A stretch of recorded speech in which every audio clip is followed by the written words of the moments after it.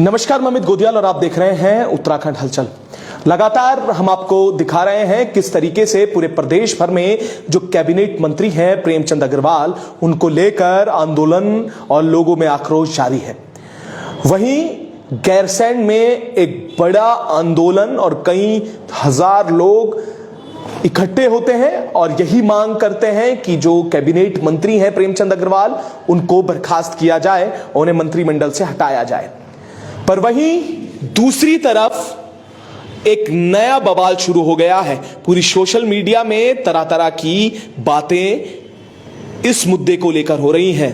आखिर क्या वो मुद्दा है, इस पर आज हम चर्चा करेंगे।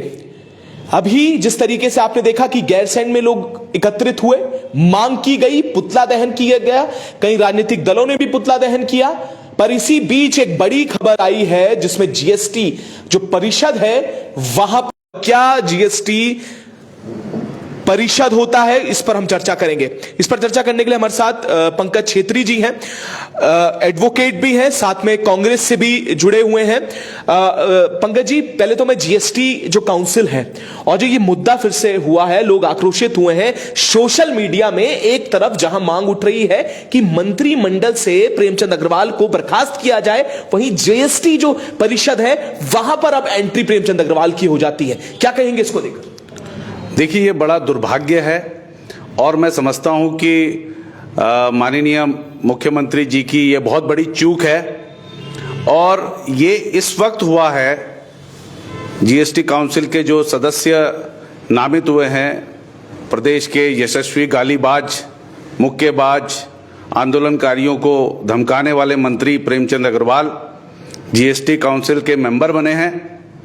और ये उस वक्त हुआ है जब पूरे प्रदेश में उनके एक वक्तव्य को लेकर, उनके एक अभद्र टिप्पणी को लेकर पूरा समाज, पूरा उत्तराखंड आंदोलनरत है। और इस समय में इस प्रकार से उन्हें नवाजा जाना ये बहुत ही, मैं समझता हूँ, दुखद है। और पुष्कर सिंह धामी जी जो प्रदेश के माननीय मुख्यमंत्री हैं, उन्होंने बहुत बड़ी चूक कर दी है, क्योंकि उसमें एक प्रावधान और भी है। यदि कोई नामित मंत्री को भी नाम उनका भेजा जाता जीएसटी काउंसिल के लिए, तो उनको भी मंत्री बनाया जा सकता था। परंतु इस प्रकार से इस समय प्रेमचंद अग्रवाल जी को, जब पूरा उत्तराखंड में उनका विरोध चल रहा है और उनको इस प्रकार से तोहफा देना, जीएसटी काउंसिल का जो इतनी महत्वपूर्ण काउंसिल है उसका सदस्य बनाना, ये बहुत ही दुखद है, बहुत खेदजनक है। और मैं समझता हूँ ये आग में जिस प्रकार से ये अग्नि जल रही है और उसमें ये घी डालने का काम प्रदेश के मुख्यमंत्री ने किया है। एक बड़ा सवाल है। देखिए, ये यहां से जो जीएसटी परिषद में जो नामित हुए हैं, वो क्या हुई बात, वो भी बताना जरूरी है। पंकज जी, आपने बोला कि कोई अन्य मंत्री भी सदस्य हो सकता है, क्योंकि वित्त मंत्री तो प्रेमचंद अग्रवाल है। क्योंकि हो सकता है इस रिपोर्ट के बाद, इस खबर के बाद यह भी बयान आने लगे कि पूरे राज्यों के वित्त मंत्री इसमें सदस्य हैं, तो इसलिए उत्तराखंड से भी जो वित्त मंत्री हैं उन्हें ही जाना था। तो क्या ऐसा भी प्रावधान है? ये थोड़ा सा आप क्लियर कीजिएगा, क्योंकि आपने कहा कि सारी चीजें हो रही है, इसे भी थोड़ा सा क्लियर करके जाइए। नहीं, पहले मैं ये कहना चाहता हूं कि जो ये वित्त मंत्री हैं अभी जी, और ये इतना पुराना भी प्रकरण हो गया है, 18 तारीख को पिछले और ये मेंबर अब बन रहे हैं, तो इसको कहीं ना कहीं रोका भी जा सकता था। क्योंकि उसमें साफ साफ प्रावधान है कि अगर राज्य के वित्त मंत्री या अन्य कोई नामित मंत्री का भी नाम उसमें भेजा जा सकता था। परंतु मैं समझता हूं कि ये बहुत शर्मनाक बात है कि उन्हें नवाजा गया है, उनको एक रिवॉर्ड दिया गया है, उनको एक तरीके का पुरस्कार दिया गया है कि आपने जिस प्रकार से प्लेन पहाड़ करके, जिस प्रकार से आपने इस समय महत्वपूर्ण समय में जब लोग आंदोलनरत थे, जो आप भू कानून लेकर आए हैं उसके खिलाफ थे, सड़कों पर लोग उतर रहे हैं, यूसीसी के खिलाफ जो लिव इन रिलेशनशिप आपने उसमें प्रावधान डाला है, सड़कों पर लोग उतर रहे हैं, तमाम जो आप प्रीपेड मीटर लेके आ रहे हैं उसके खिलाफ, जिस प्रकार से कैंपा और ये घोटाले सामने आ रहे हैं, उस पर ये आईफोन खरीदे जा रहे हैं, जो ये फॉरेस्ट विभाग में फंड का दुरुपयोग किया जा रहा है। तो तमाम ऐसे मामले हैं कि लोग सड़कों पर आंदोलनरत हैं। ऐसे समय में आपके मंत्री ने अभद्र टिप्पणी पूरे उत्तराखंड के लिए की है और उस अभद्र टिप्पणी के कारण ये सारे मामले, आपके सारे पाप धुल गए हैं। उस टिप्पणी के खिलाफ पूरा प्रदेश लामबंद हो गया है। और तो यही लगता है कि शायद इससे खुश होकर भाजपा केंद्र नेतृत्व ने और प्रदेश नेतृत्व ने और भाजपा सरकार ने, मुख्यमंत्री ने उन्हें इस अनमोल तोहफे से नवाजा है। उनको ये इज्जत बख्शी है कि आप जाइए और आपने जो अच्छा काम किया है, एक और तोहफा लीजिए और जीएसटी काउंसिल के आप मेंबर भी बनिए। अच्छा, एक सवाल है छेत्री जी, आंदोलन हुआ, गैरसैंण में बात हुई, गैरसैंण में लोग एकत्रित हुए, वहीं जो प्रदेश अध्यक्ष हैं भाजपा के, उनका एक बयान आया। उन्होंने कहा कि जो सड़क छाप नेता हैं वो अब गैरसैंण में जाने लगे हैं। उन्होंने कहा कि कभी मंत्री को बदलने के लिए, कभी मंत्री को बनाने के लिए एक भी मुद्दा ऐसा नहीं है जो उत्तराखंड के जो विकास है उस पर हो या ऐसे कोई मुद्दे हों। ये सड़क छाप नेता हैं जो इस तरीके की राजनीति कर रहे हैं। ये भी बयान प्रदेश अध्यक्ष महेंद्र भट्ट का इस समय बहुत तेजी से वायरल हो रहा है। एक तरफ तो आपने कहा कि तोहफा दिया है सरकार ने, और लोग भी ये सवाल पूछ रहे हैं कि जब इतना बड़ा आक्रोश चल रहा है पूरे प्रदेश में, तो आखिर ऐसा क्या कारण है कि प्रेमचंद को फिर से एक बार जीएसटी परिषद में जगह दे दी, उसके बाद ये कि आंदोलन जो कर रहा है वो सड़क छाप नेता है। देखिए, जिस प्रकार के अल्फाज, जिस प्रकार के शब्दावली भाजपा के लोग आजकल इस्तेमाल कर रहे हैं, इससे सीधा सीधा उनके मानसिक स्तर का पता चलता है। और मैं ये सफर शुरू किया था सरकार गिराने का, और उसके बाद तमाम ये प्रैक्टिकल जो यहाँ पर करते हैं, हिंदू मुस्लिम से लेकर और तमाम यहाँ पर यूसीसी से लेकर, तो इसको प्रयोगशाला जो बनाया है और उसमें उस प्रयोगशाला में जो यूसीसी जो इन्होंने बनाई है, अब उसको लेकर महेंद्र भट्ट जी के तमाम जो इस प्रकार से कभी प्रेमचंद अग्रवाल जी के बयान आते हैं, अब महेंद्र भट्ट जी के बयान आ रहे हैं। अब महेंद्र भट्ट जी एक सम्मानित व्यक्ति हैं, राज्यसभा सांसद हैं, प्रदेश अध्यक्ष हैं जी, उन्हें इस प्रकार की जो टिप्पणी है उससे बचना चाहिए।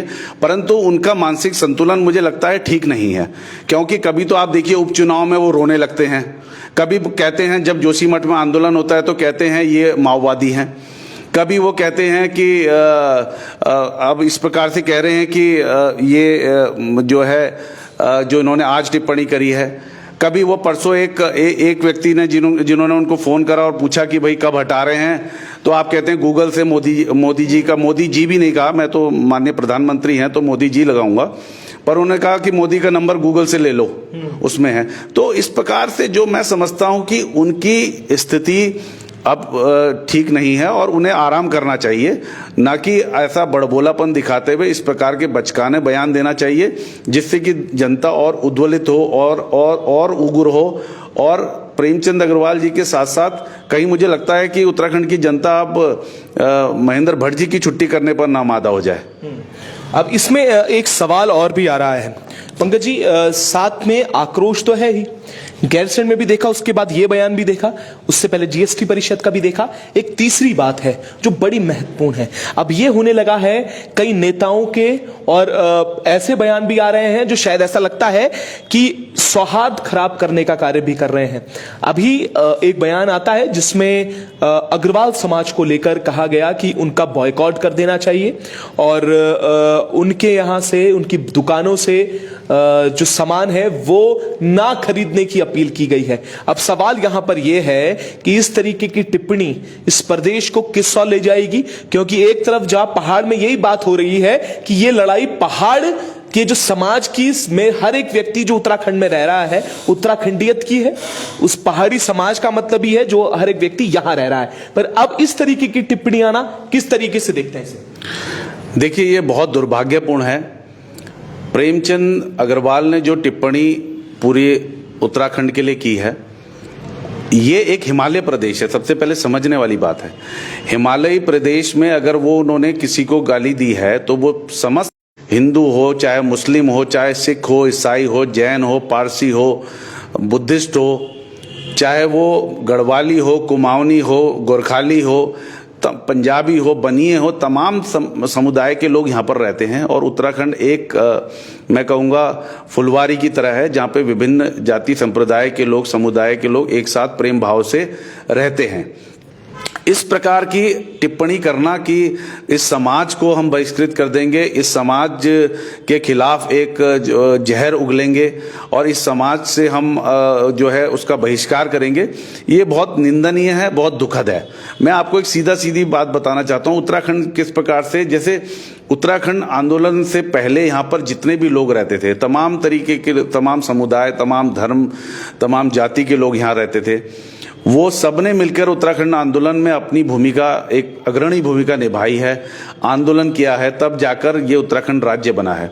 तो अब इस तरीके से जहर फैलाना समाज में, मैं समझता हूं कि सीधे सीधे भाजपा के एजेंडे को आगे बढ़ाना है। और जो ये लोग कह रहे हैं कि अग्रवाल समाज का बहिष्कार करो या इसका बहिष्कार करो, वो मैं कहता हूं सरासर एक तरीके का बीजेपी का एजेंडा है, वो चला रहे हैं। और बीजेपी ये चाहती है, और बीजेपी का ये अपना एक तरीके का फॉर्मूला है कि जहां वो खुद नहीं आगे आ सकती, वहां अपनी एक बी टीम बनाती है, उस बी टीम के जरिए एक माहौल खड़ा करती है, और उस माहौल से जब जो भी रिटेलिएशन होता है, जो जवाब आता है, वो आग में घी डालने का काम करता है। और इससे सबसे ज्यादा फायदा जो है बीजेपी को होता है। ये आपने देखा, ये तमाम जो दंगे होते हैं, तमाम जो जिस प्रकार से समाज में वैमनस्य फैलाया जाता है, तो ये बीजेपी के लोग करते आए हैं और पकड़े भी गए हैं वो। तो अब इस वाले मामले में बीजेपी बुरी तरीके से फंस गई है, क्योंकि समग्र समाज ने प्रेमचंद अग्रवाल का विरोध किया है। तो अब जब बीजेपी फंस गई है, देख रही है कि जनता, पॉलिटिकल पार्टीज के साथ साथ जनता भी सड़कों में कूद गई है और विरोध कर रही है, तो बीजेपी अपने लोगों के माध्यम से, जो बीजेपी ने स्लीपर सेल बनाए हैं अलग अलग दलों में, तो वो स्लीपर सेल जो है इस तरीके की बातें करते हैं, लोगों को उकसाते हैं, ताकि फायदा आखिर में बीजेपी का ही हो। क्योंकि पहाड़ी मैदान करने से सबसे ज्यादा फायदा जो है बीजेपी को होता है, या हिंदू मुस्लिम करने से सबसे ज्यादा फायदा जो है बीजेपी को होता है, वोटों का ध्रुवीकरण होता है। तो ये तमाम जो मुद्दे हैं, जो इस तरीके की बातें आ रही हैं, बहुत शर्मनाक हैं। मैं अपील करना चाहता हूं और ऐसे लोगों को चेतावनी देना चाहता हूं कि इस चीज से बचें। ये आग में घी डालने का काम करेगी और वैमनस्य फैलाने का, इसकी यहाँ की सद्भावना खराब करने का काम ना करें। यहाँ पर हम सब लोग मिलजुल के रहते हैं, सब एक दूसरे को आगे करते हैं। मैं गोरखाली समाज से आता हूँ, नेपाली मूल से मेरे दादा रहे हैं, मुझे इतना प्रेम मिला यहाँ पर। हम लोग आज़ादी के समय से यहाँ पर रहते हुए आ रहे हैं।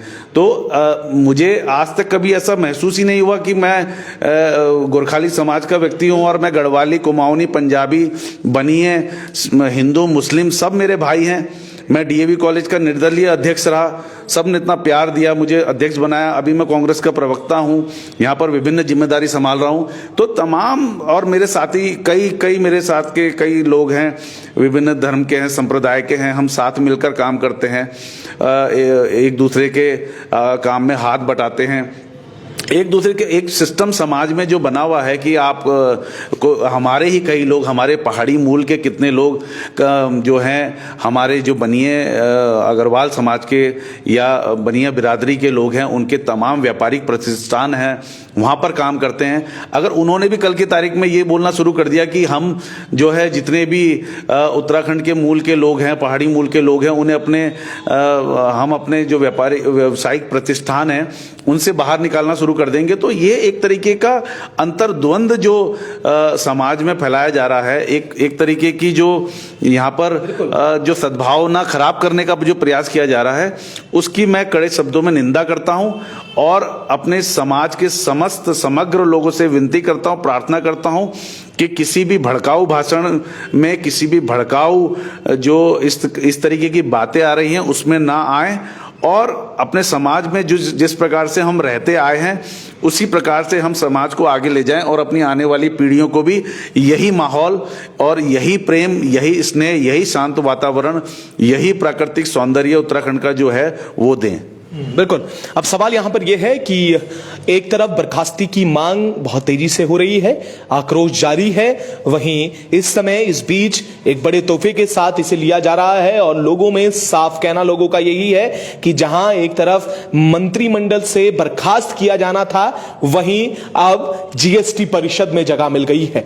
अब सवाल यहां पर बहुत सारे हैं कि एक तरफ जिस तरीके से इस मुद्दे को लेकर अब एक अलग तरीके की राजनीति होने लगी है, तो वो इस प्रदेश को किस ओर ले जाएगी, और वहीं जो ये पहाड़ और प्लेनवाद की एक शुरुआत की कोशिश की जा रही है, तो क्या ये एक जो गहरी खाई खोदने की बात हो रही है, आखिर ये इस नेता जो आंदोलन कर रहे हैं, जो 2027 की भूमिका जो चुनाव के लिए तैयारी कर रहे हैं, उनका ये बयान भी सामने आया है, तो ये पूरे घटनाक्रम है जिसको लेकर लोगों में भी अलग अलग तरीके के बयान हैं, उनके अंदर जो भावनाएं हैं और जो आक्रोश है वो सोशल मीडिया से लेकर सड़कों तक साफ देखे जा सकते हैं। और पूरे प्रकरण पे हम भी नजर बनाए हुए हैं और आज कुछ ही देर के बाद कुछ कैग में बड़े खुलासे होने हैं, वो भी आप जरूर देखिएगा। तब तक के लिए ऐसी अपडेट रहिएगा और आपको ऐसे ही अपडेट करते रहेंगे। तब तक ऐसे जुड़े रहिएगा और देखते रहिएगा उत्तराखंड हलचल।